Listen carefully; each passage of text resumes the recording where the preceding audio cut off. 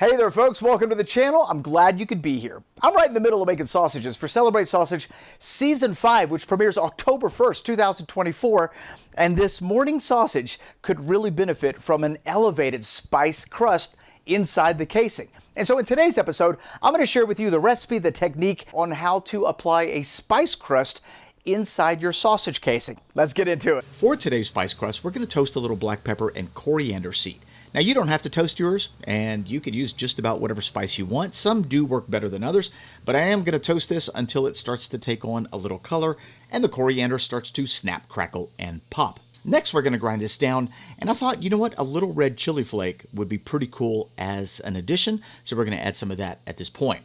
Now, you could choose to grind this as fine or as coarse as you'd like. If I had to do it all over again, I probably wouldn't have ground this as fine, but either way, it's going to work beautifully for what we're going to be making. And I'd love to hear your guesses as to the salami that we're going to be filling this casing up with based off of the spice crust that we're making right here. Coriander, black pepper, and red chili flakes. There we go. That's what it looks like. And like I said, you could go as coarse or as fine as you want. Either way, let's make our glue. And the glue is pretty simple. We've got 3/4 cups of water, 2 tablespoons of corn syrup. We've got a teaspoon of vinegar. I'll put the recipe in the description box below. I got a 1/2 cup of potato starch. You could use cornstarch. And then another 3/4 cups of water. So let me show you how we're going to combine everything, because you have to do it in stages. We're going to combine the vinegar, the water, and the corn syrup. There we go. So those 3 ingredients are going to get added together. And the only reason I'm using all these little bowls is because it films better with this cutting board as the background.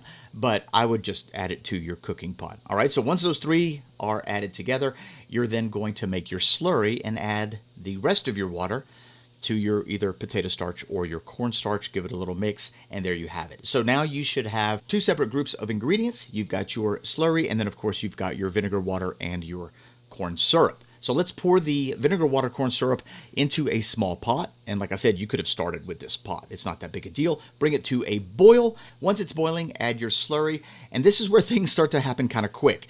Give it a whisk. You're going to notice that this is going to begin to set up pretty fast. And as you'll see right here, this is basically real time. It is turning into a beautiful white substance that's a little gelatinous. I turn the fire off at this point because we're good to go. Continue whisking, and there we go. Our glue is finished. Look at that. Edible glue, very simple to make. This will keep in the refrigerator for an extended amount of time. I am going to go ahead and apply this to the inside of my casing. So what we're using in this video is a collagen casing, 3 inches in diameter. And I'm just going to take a couple spoonfuls of this glue substance and pour it into that casing. Just like that. What I want to do is I want to coat the entire inside of that casing with this edible glue so our spice mix can stick to it properly. Now, if your edible glue is a little thicker than you want, you find it hard to work with, you can thin this out with a little water till you get to the desired consistency. I wouldn't make it too thin, and truth be told, I could have probably thinned this out a little bit better, but for what we're doing right now, it's going to work out perfectly. So now that we've got it into the casing, we are going to fold over one edge so that it doesn't leak out, and I'm just going to start to spread it through the inside of that casing. And there's a bunch of different ways to do this. I'm using my hand. Here in a second, I'm going to grab a rolling pin, which turned out to be a whole lot more efficient and effective, but you get the idea. You want to smooth it out. You don't want any one particular area to have like lumps of glue, and so you kind of want to evenly press it throughout the entire casing. And as you can see right here, a rolling pin works much, much better because all you really need is a very thin coat on both sides. All right, so rolling pin is definitely the way to go. Check this out when we open it up. Very sticky. It is coating both sides of that casing, and I am very pleased with that so far. So we need to just remove the excess glue, put it back in that little container. And like I said, store your glue, you know, in a little mason jar or whatever, and this does make quite a bit, so you can half the recipe if you want, and it's still going to make a considerable amount of glue. But it's now time to add our spices, and this is where things can get a little tricky because that glue is causing that casing to stick together. So you do have to add a little bit of spice mix at a time.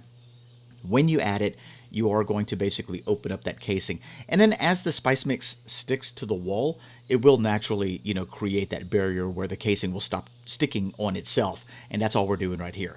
a little bit of spice mix at a time. We're opening that casing up, and we're just funneling those spices until it fills up the entire casing. And I do have to admit, this step is a little tricky. It does take a little bit of patience, but once you're done, it's going to be amazing. Now, if you do happen to find a better way to do this, by all means, let me know in the comment section below. So you're basically adding a little spice mix, opening up the casing, you know, kind of separating the walls of that casing from itself, adding a little more spice mix, and you're just kind of working that mix all the way down as low as you can. And once you get to a place where you get closer to the very bottom, I just found it easier to open up the other side, obviously, and add spices to that side. And I'm loving how sticky this is. I mean, this is beautiful. This is exactly what I was hoping would happen. I did try several other recipes before I settled on this one. Egg whites and sugar and all this other stuff. Anyway, this is the end result. Look at that beautiful casing that is now spice crust. Let's take a peek inside, and just so you know, this smells incredible. This is going to give our finished salami an extraordinary boost of flavor. From here, there's a couple things you could do. You could use it immediately, and if you do, the casing is going to be nice and soft and a whole lot easier to handle. If you do let it dry, which is what I did, normally takes about 12 hours, the casing is going to be a bit on the stiff side. Matter of fact, let me show you what it looks like once it dries. This is the next day, and as you can see, the casing is definitely more rigid, it's more stiff.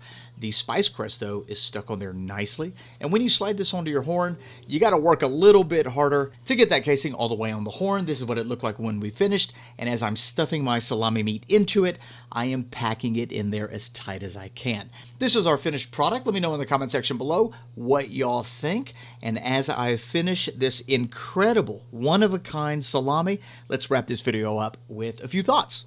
All right, guys, that's how we put a beautiful spice crust on our charcuterie. In this case, we're making salami, but if you want to make, like, I don't know, a mortadella or something with a large diameter using a synthetic casing, this technique should work as well. The idea is that we inject the meat sticks to the spices, and either during the cooking process or the drying process, it gets released from the casing, leaving you with an elevated and beautiful piece of charcuterie. So there you have it, folks. If you have any questions, let me know in the comment section below. Don't forget, give me your best guess as to what salami you think we're making. Remember, the spice crust that we're using is coriander toasted, peppercorn, and red chili flakes. I'd love to hear your guesses in the description box below. Don't forget to tune in to Celebrate Sausage Season 5, October 1st, 2024, where we will be revealing this absolutely amazing piece of charcuterie, as well as 30 other beautiful sausage recipes. You're not going to want to miss it. This year is enormous. If you enjoyed today's video or got something out of it,